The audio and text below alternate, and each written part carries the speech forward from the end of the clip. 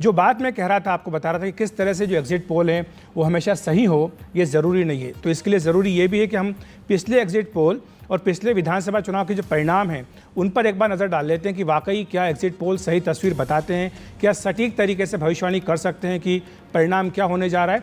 अगर 2019 के हरियाणा चुनाव की बात करें तो यहाँ पर जो पोल ऑफ पोल्स आया था, इसमें बीजेपी को 65 सीटों की भविष्यवाणी थी, कांग्रेस को 15 सीटों की, आईएनएलडी को 0 और अदर्स के खाते में 10 की बात कही गई थी। लेकिन विकास जब परिणाम आया 2019 का तो बीजेपी को 40 सीटें मिली, कांग्रेस को 31, आईएनएलडी को 1 और अन्य के खाते में 18 सीटें गई। यानी सीधा सीधा आप देखिए कितना बड़ा अंतर दिख रहा है, कहाँ कांग्रेस की 15 सीटों की भविष्यवाणी और कहाँ उसको 31 मिली, और कहाँ बीजेपी को 65 सीटों की भविष्यवाणी और उसे केवल 40 सीटें मिली। बिल्कुल। और देखिए, ये जो हमने आपको नतीजे दिखाए, ये दरअसल लोकसभा चुनाव के आधार पर जो विधानसभा थे उसमें उन विधानसभा सीटों पर क्या हुआ एक लोकसभा के भीतर, वो हमने आपको दिखाया था। अब जम्मू कश्मीर की बात कर लेते हैं तो जम्मू कश्मीर के 10 साल बाद वहाँ पर मतदान होने जा रहा है, मतदान हो रहा है विधानसभा चुनाव के लिए।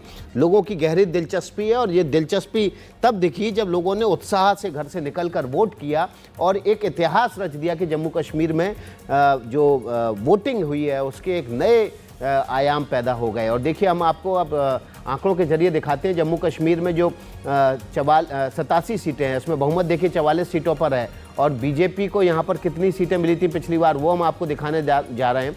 2014 का जम्मू कश्मीर का जो परिणाम है वो हम आपको बताने जा रहे हैं। यहाँ पर 25 सीटें बीजेपी को विधानसभा चुनाव में मिली थी, जबकि 12 सीटें कांग्रेस को मिली थी, 15 सीटें जम्मू कश्मीर नेशनल कॉन्फ्रेंस को, पीडीपी को 28 सीटें मिली थी और अन्य के खाते में यहाँ पर 10 सीटें गई थी। जबकि पोल्स ऑफ पोल्स में क्या आया था, 24 सीटें बीजेपी को मिली थी, काफ़ी नज़दीकी था ये आंकड़ा यहाँ पर। और उसके अतिरिक्त कांग्रेस को यहाँ पर 8 सीटें मिली थी। यहाँ पर जो नंबर था उसमें ज़रूर एक बड़ा गैप था और एग्जिट पोल यहाँ पर ये समझने में नाकामयाब रहे कि कांग्रेस यहाँ पर कितनी बड़ी विक्ट्री हासिल करने जा रही है। जबकि नेशनल कॉन्फ्रेंस की बात करें, पोल ऑफ पोल्स ने 11 सीटों की यहाँ पर भविष्यवाणी की थी, जबकि उनको 15 सीटें मिली और पीडीपी को 37 सीटों की भविष्यवाणी हुई थी और उसको कम सीटें 28 सीटें ही मिली थी। जबकि अन्य के खाते की यहाँ बात की जाए तो 7 सीटें ही अखिलेश मिली थी यहाँ पर। तो यहाँ पर काफ़ी करीब था एग्जिट पोल।